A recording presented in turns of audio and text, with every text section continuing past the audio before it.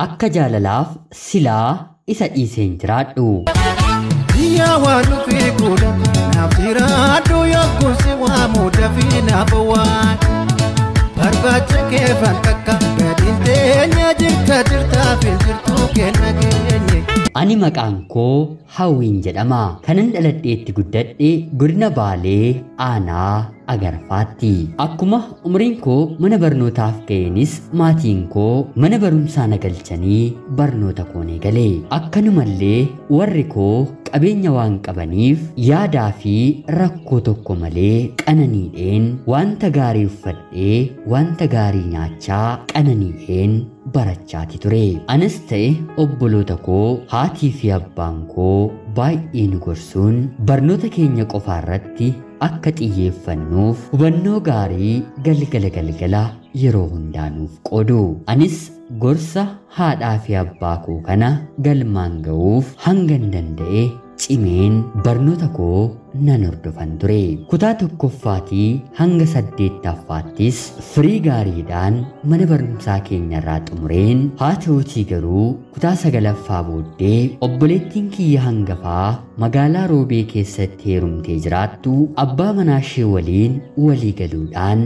akkan daran barumsatti jabaadhuuf magaalaa Roobeetti ofitti na fudhattee isaan bira taa'een barachuun eegalee. Dargaggoonni garaagaraa gaaffii jaalalaa naaf dhiyeessuu kan jalqaban yeroon ani kutaa 5ffaa baradhurraa eegalee ture. Haa ta'uutii garuu onnadheen kaayyoo haadhaa fi abbaan koo naaf qoodaniin dursadheen gaaffiiwwan jaalalaa naaf dhiyaatan ofirraan ittisa ture. Haa ta'uutii garuu magaalaa Roobee obboleettii hangafaa koo bira akkuman seeneen turtii torbee tokko isaan bira otoo hin jiraatiin dargaggeessi fira warra ollaa obboleettii koo ta'e tokko balbalaa yeroo gadi bahu iji keenya walitti nu buute.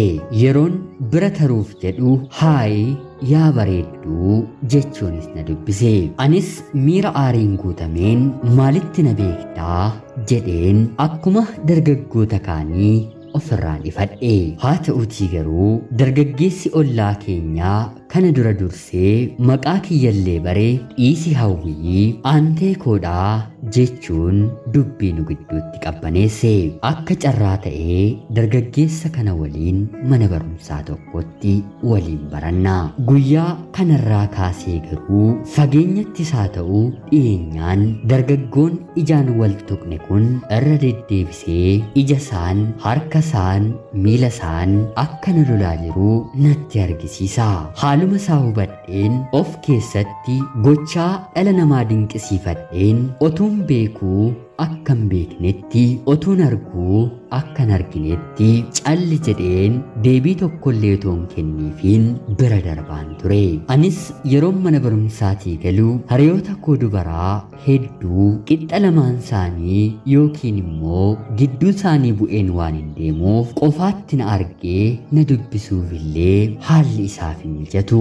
Haa ta'uutii garuu guyyaa tokko lama taanee hiriyaa daree koo tokko waliin mana barumsaa keessa otoo deemnuu isheedhaan harka ishee qabee lakkoofsa bilbilaa ishee erga irraa fudhatee booda akka anaan baay'ee na jaallatu isheen immoo natti himtee akka na amansiistu ishee kadhachuu jalqabe. Yaa waan dhufee godha naaf jiraadhu yookuun si waamu dafii naaf waan barbaacha kee fakkaaka gadiin teenya jirtaaf hin jirtu kenna keenye. Isheenis waa'ee isaa guyyaadhaa gara guyyaatti naaf kaasuun eegalti. Dhiirota gara biraarraa adda ta'ee natti mul'achuu baatus haa ta'uutii garuu keessi koo otoon jaallatiin haala isaa hordofa. Yeroon gara jabaadheen hiriyaa koo kana diduu dhumarratti xalayaa ergaa hedduu of keessaa qabu dargaggeessi kun barreeffama qubasaa kobbeen yeroo harka isaatiin qabamtu ijaaf baay'ee nama hawwatuun jaalala onneesaa haala miidhagaan habaaboon bareechee erga naaf katabee booda hiriyaa kiyya kanatti ni kenna. Isheenis amanamummaadhaan xalayaa sana naaf kennitee anis mana galeen qofaa kiyya saaqeen yeroon ilaalu gaaffii jaalalaasaa nagaan naaf dhiyeessee fi jechoota nama hawwatan keessatti katabe caalaa suuraa xalayicha irratti kaasetu onnee kiyya hawwate. Kana duratti xalayaawwan hedduu naaf ergamanis haala kanaan bifa garaagaraan kuulamee kan barraa'e garuu na qaqqabee hin beeku. Qalbiin koo satamee daqiiqaawwan hedduudhaaf dandeettii suura habaaboo kaasuusaa onnee jaalalaa koo keessatti ergan dinqisiifadhee booda barreeffama xalayaasaa dubbisuu eegale. Ani mucaa yeroo hedduu si rakkisu sanadha. Maqaan koos Mooddiin jedhama. Kanan itti dhaladhee guddadhe aanaa Diinshoo ganda abbaa karaatti. Maqaa kee wallaalus yaada kiyya ibsachuuf garuu wanti na dhorku hin jiru. Na dhageesses na dhagahuu baattees waan tokko sitti himachuun barbaada. Jaalalli bakka hin filatu. Akkuma hireen jaallachuu har'a kan kiyya ta'ee boru siinis carraan si mudatu ni dhufa. Waan hundumaafuu afaanuma tokkoon naaf bilbili yookiin immoo miskoolii yoo naaf goote ansiifan deebisa. Jecha jedhuu fi kanneen biroon erga naaf katabee booda dhumarratti nagaan naaf turinaan jedhee lakkoofsa bilbilaasaa naaf barreesse. Anis miira baay'ee gadi fagoo ta'een ergan dubbisee booda haa ta'uutii garuu kaayyoo koo waliin jaalalli akka namiidhu waan hin hubadheef akka hin feene of amansiiseen bilbila kootti kaardii guuttadheen dargaggeessa kanaaf nan bilbila. Maaloo yaa obboleessa koo ani fageenya kees namummaa kees tuffadheen miti jaalalaafillee yeroo kanatti of hin qopheessinee maaloo na hin rakkisiinii jedheen onnee koo lamatti hiramteen gadi qabeen isan gaafadhe. Dargaggeessi kunis lakki ani si rakkisuuf miti ofii kiyya mataamatti rakkadheenii rakkoon koo immoo rakkoo mataa kee yoo ta'e furtuun rakkoo kiyya hiiku si'i waan na ta'eef naaf hiikii na boqochiisii jechuun jecha dubbii isaa akka bishaan qaanqeerraa buusaniitti nama qabbaneessuun na gaafate. Guyyaa sanarraatii kaasees ani afaaniin isa didaa keessi koo immoo otoo isa barbaaduu yeroo hedduu bilbilaan haasoo dabarsine. Innis anaaf bilbiluun dhiisu.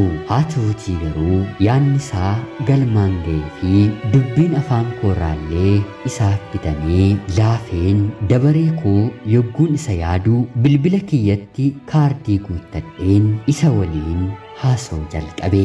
Lamaan keenyuu barattoota waan na taaneef wal arguun baay'ee nutti ulfaata. Anaan obboleettiin koo hangafaas ta'e abbaan manaan ishee akka wayiitti na eegu. Yogguun taphaafillee waa'ee dhiiraa kaasu obboleettiin koo faara naaf hin kennitu. Jaalalli keenyi bilbiluma qofaan ta'e anaaf isa waliin argamuun gonkumaa naaf hin mijatu. Akka carraa ta'ee garuu guyyaa tokko hiriyaan koo dubaraa ollaa keenya taate maatiin ishee gara baadiyyaa deeman isheen suuqii gurgurtu ofitti na waamtee dhaqeen suuqii isaanii keessa suuqa taa'een osoon barruulee koo dubbisaa jiru jaalalleen koo kun naaf bilbila. Eessa jirta jechuunis yeroo ni na gaafatu bakkan jiruttiniin innis battala dhufee akka na dubbisu na gaafate. Anis hiriyaa kiyyattimeen mana isaanii keessa namni tokkollee waan hin turreef tole naan jettee innis battala naaf dhufee waliin sa'aatii dheeraaf taphannee jecha jaalalaan ija keessa wal ilaalaa erga hamma quufnutti wal gaggabsinee booda lamaan keenyuu gara mana keenyaatti deebine. Yaa waan dhufee godha naaf jiraadhu yookuun si waamu dafii naaf waan barbaacha kee fantakka gadiin teenya jirtaaf hin jirtu kenna keenye. Guyyaa kanarraa kaasee ammas dargaggeessi kun nama gara biraa ta'ee natti mul'achuu eegale. Namni akkasaa natti bareedu hin jiru. Qalbii koo guutummaa guutuutti na booji'ateera. Amala isaa ana biratti qabu kana jedheen jechaan dubbachuu hin danda'u.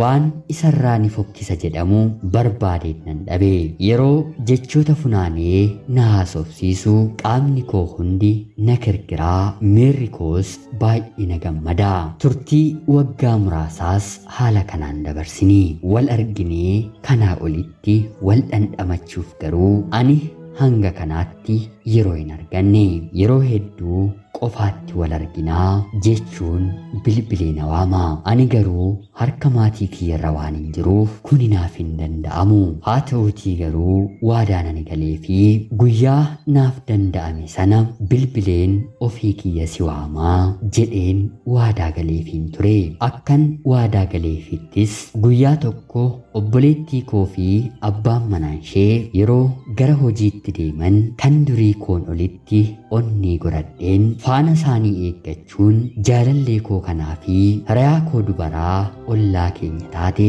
waliin mana keenya akka dhufaniin godhe waan nyaatamuu fi wanta dhugamuu ergan dhiyeessee fi boodas jaalalleen koo kun hiriyaa kiyyaatiin akka gara mana isaaniitti deebitee galtu koodiidhaan ergatti mee booda anaan gara bakka ciisichaatti na fudhatee kabaja koos fedhii konnan kenneefi naman baay'ee jaalladhu waan na ta'eef kabaja koo mitii lubbuu koollee otoon dabarsee kennee fi homaa wanti tokkoyyuu natti hin dhaga'amu erga kanaaf booddees jaalalli isaa baay'ee natti mudduun yoon ijaan isa arge malee sagalee isaallee dhaga'e malee nyaataa fi dhugaatiin illee qoonqoo korraa gadi bu'u na didanii osuma kanaan jirru jaalallee koo kanaan maatiinsaa gara biyya ormaa akka deemu gaafatu keessumaa obboleessi isaa dirqiidhaan akka inni deemu itti hime nama jaallatullee akka qabu jaalalleen koo kun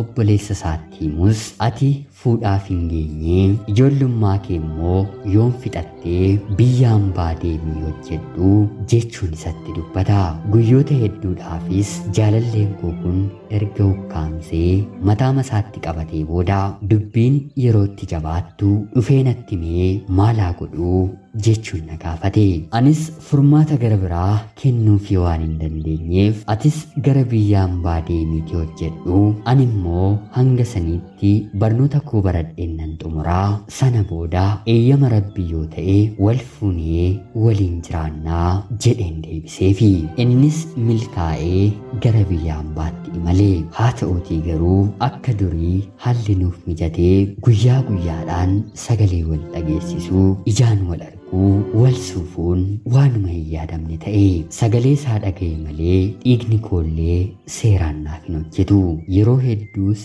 isa dheebodheen baay'ee dhukkubsadhe maatiin kiyyas booddee irratti narratti baru barnoota koottis baay'ee laafe sanaan booddee fedhiin kiyyatoo keessan jiraatiin barsiisaa mana barumsaa keenyaa nu barsiisutti akka heerumuuf haatii fi abbaan koo na dirqisiisanii akka jaalalaaf silaa jaalallee koorraa addan ba'uun ture haa ta'uutii garuu akka jireenyaatu isarraa gargar na baase har'as heerumeen isuma nee bodha innis heerumuu koo dhaga'ee abdii kutatee haadha manaa gara biraa fuudheera anaaf garuu umrii koo guutuu isa obseen nan jiraadhaan dhugaa ta'ee natti argamu dide meeriyoonni koo immoo yaada keessan naaf qooda muddiin koof ulfaadhaa nagaatti galatoomaa Diya wanu figura Nafsira adu yakusi wa muda fina bawan Barbacha kefan takka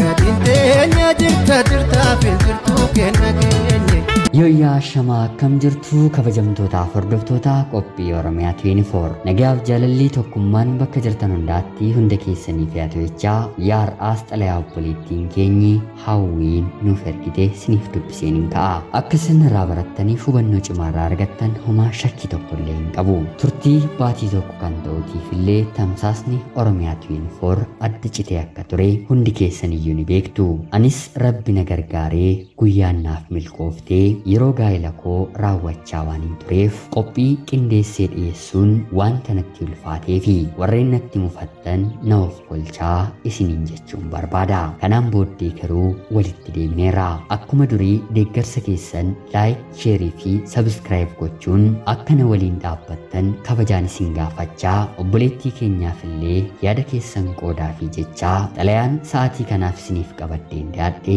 kanuma fakkaatti. Hanga yoonaatti wanta na dhaggeeffachaa turtaniitiif guddaa galatoomaa jechaa warreen xalayaa jaalalaa yookiin seenaa jireenyaa nama barsiisuu bashannansiisuu danda'u nuuf ergitanii qilleensa irra oolfachuu barbaaddan sabskiraayib gochuun maatii keenya argatatanii booddee karaa teelegiraamii karaa lakkoofsa bilbilaa kiyyaa duwwaa 937386564 naaf erguun irratti hirmaachuu ni dandeessu. Qopheessuuf qindeessuun isin waliin kanan ture ani Gammachiis Tashoomeedha. Qophii gara biraatiin hanga walitti deebinutti bakka jirtan maraan yeroo gaarii isiniif hawwa. Nagaan tura. Biyya waan dhufee godha naaf jiraadhu yookuun si waamu dafii naaf waan barbaacha kee fanta